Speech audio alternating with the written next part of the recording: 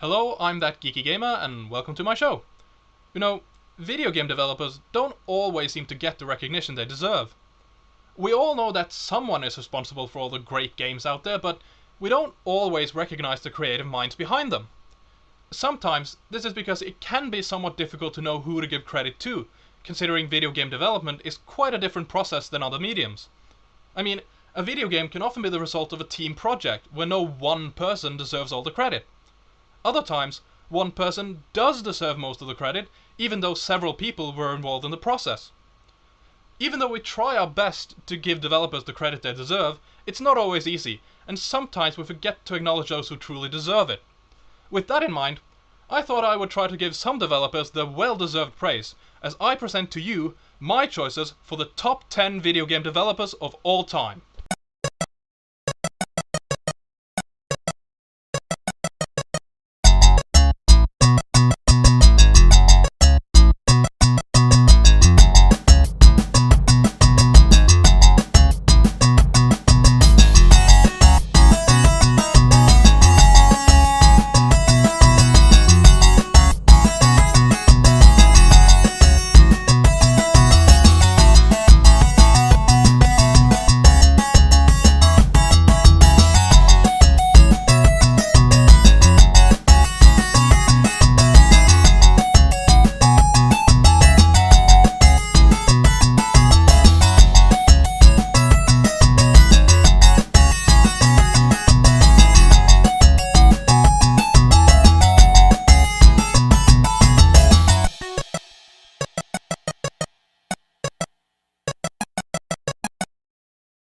Before I start this top 10, let's go over the basis for my choices, shall we? First of all, I've tried to pin the choices down to one or two individuals rather than an entire company, but sometimes this proved a bit difficult, so don't be surprised if I happen to list an entire company for one spot. Secondly, my choices are based primarily on what these individuals have made and what sort of impact they had on me, so someone who has made something truly incredible might still be excluded from this list if I haven't had much experience with their games. Finally, I've also tried to take into account what sort of impact these individuals have had on the industry, although that was less of an important factor. So, with the ground rules established, let's find out who comes out on top. Number 10. Ron Gilbert. When it came to who I was going to put on this list, some of the choices were easy, others were hard, and this one was a toughie. You see, I struggled to decide between Ragnar Törnqvist, the creator of The Longest Journey, one of my favorite adventure games of all time, and Ron Gilbert, the creator of Monkey Island, one of my absolute favorite adventure game series of all time. However, when it came down to it, I just had to go with Ron Gilbert. As much as I respect Ragnar Törnqvist and love The Longest Journey, the fact is that the Monkey Island series is in fact a series. Okay, so The Longest Journey did have a sequel, but it wasn't that good, and besides, all of the Monkey Island games are great! All in all, the Monkey Island games just provide an altogether more enjoyable experience. Again, I love The Longest Journey, but the Monkey Island games are just a bit more fun and memorable.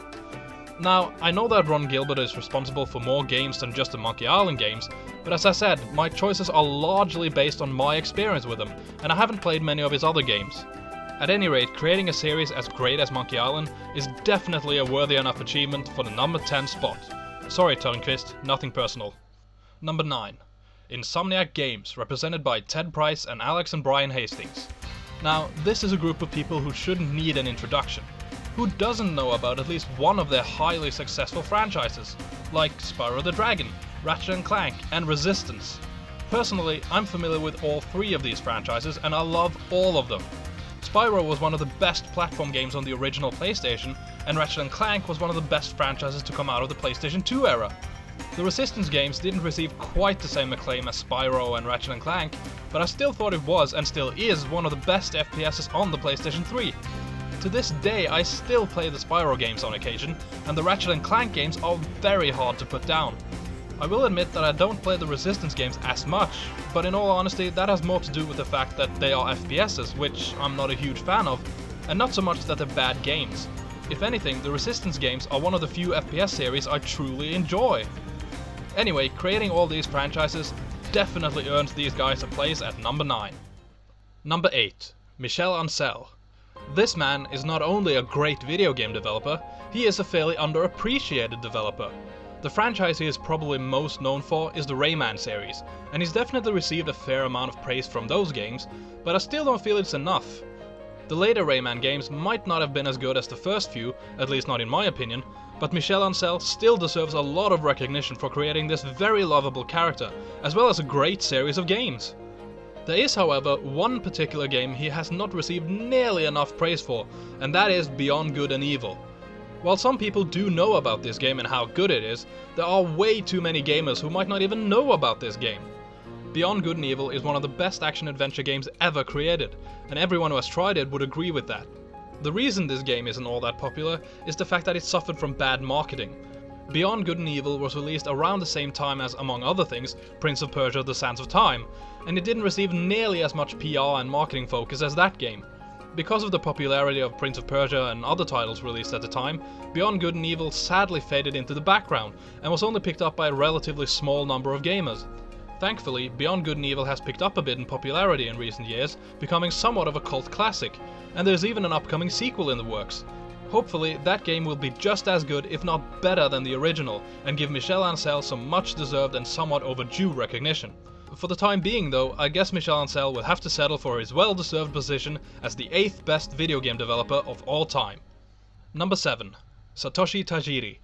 Now, most of the choices on this list are debatable, but when it comes to Satoshi Tajiri, I only need to say 3 words. He created Pokemon. Pokemon! If that doesn't make him worthy of a spot on this list, nothing will. Okay, so you can argue about whether or not you love or hate Pokemon, but the impact and popularity this franchise has had on the world is undeniable. This phenomenon has exploded from a pair of interlinkable Game Boy games to an enormous media franchise, including trading cards, TV shows, and books.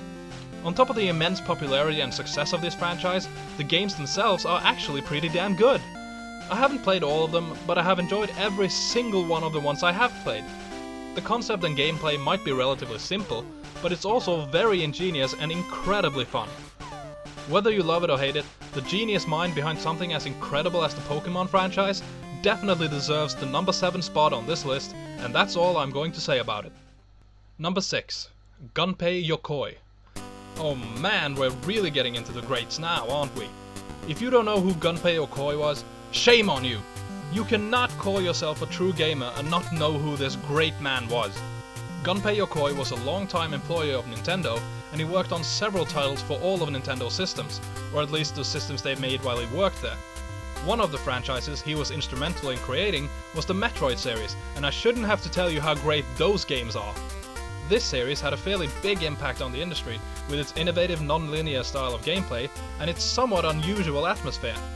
However, its impact was nothing compared to the impact Yokoi's most famous and most important creation had on the industry.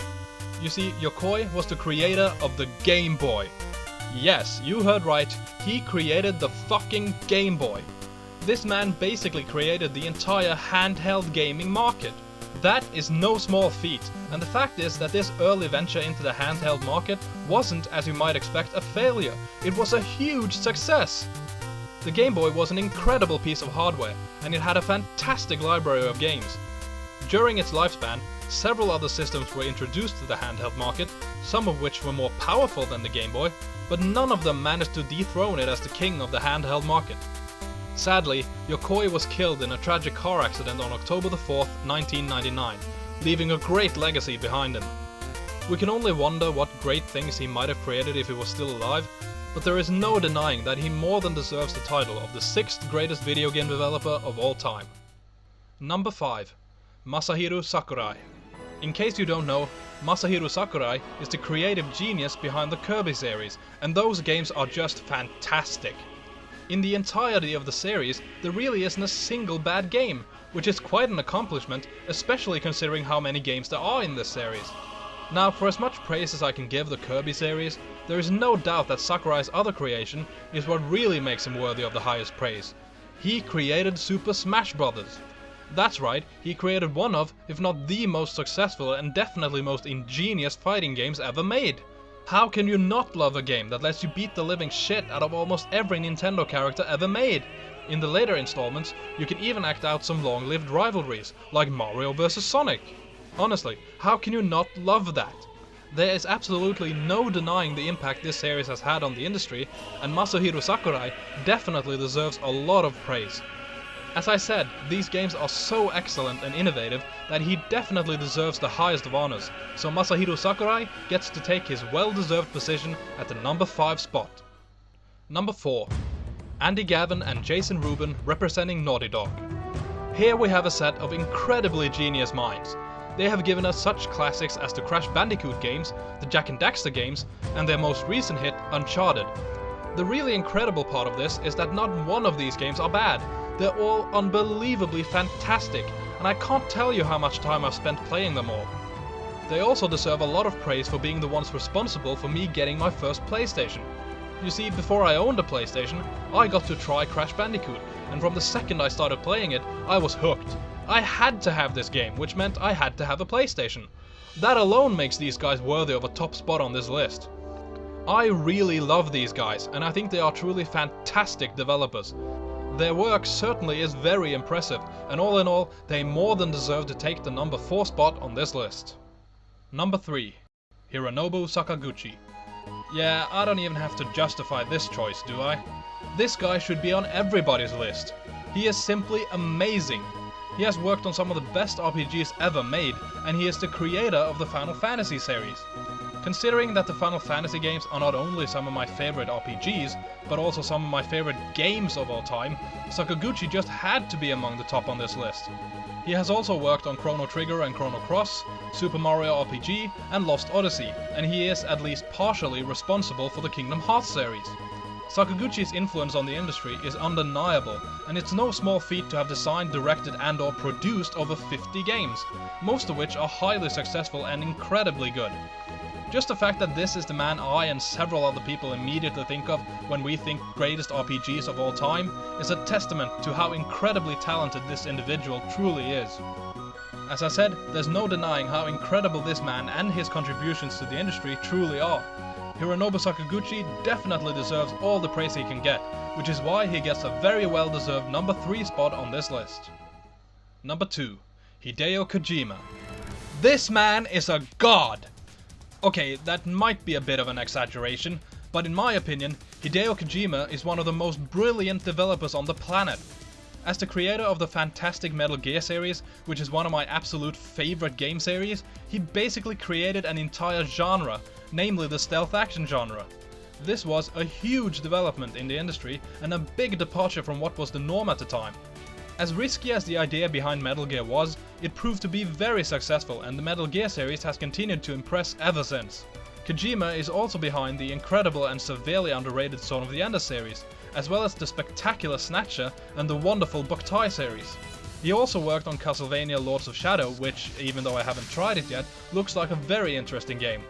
There is no denying that Kojima is a very innovative and influential man in the video game industry, and his games always seem to impress. Now, there is one side of Kojima that is often under a lot of debate, especially between fans and non-fans, and that is his storytelling techniques. In particular, the extent in which he uses cutscenes in some of his games are a hot topic for debate. Some people love it, others hate it. As for me, I must say that I've never really understood all the hate for his cutscenes.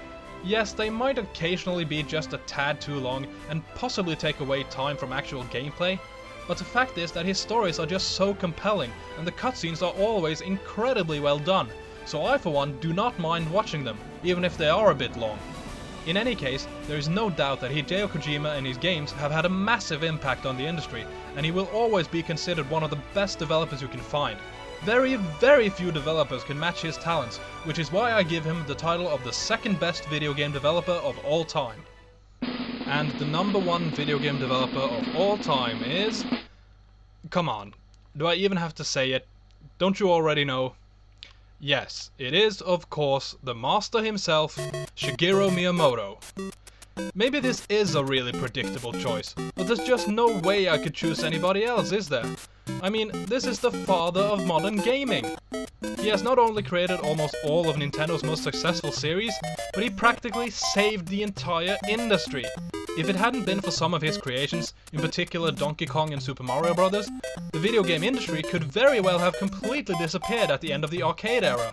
Okay, so you might be able to make a case that there have been several other developers that have created games, systems, or other gaming content that has been just as good, if not even better, than some of Miyamoto's work, but the thing is, their creations might not even exist if it hadn't been for Miyamoto and the way his creations rejuvenated the entire industry. There's actually no reason for me to try and defend this choice, as it doesn't need defending. Miyamoto just simply is the best video game developer of all time, and anyone who says otherwise clearly isn't thinking straight. Shigeru Miyamoto, I salute you and everything you have done for the industry, and I look forward to seeing what you can come up with next. So there you have it. Those are my choices for the top 10 video game developers of all time. If you agreed with this list, great! If you didn't, that's okay too, even though that does make you a complete idiot. Anyway, I hope you enjoyed this video, and I hope you check back next week for a new review.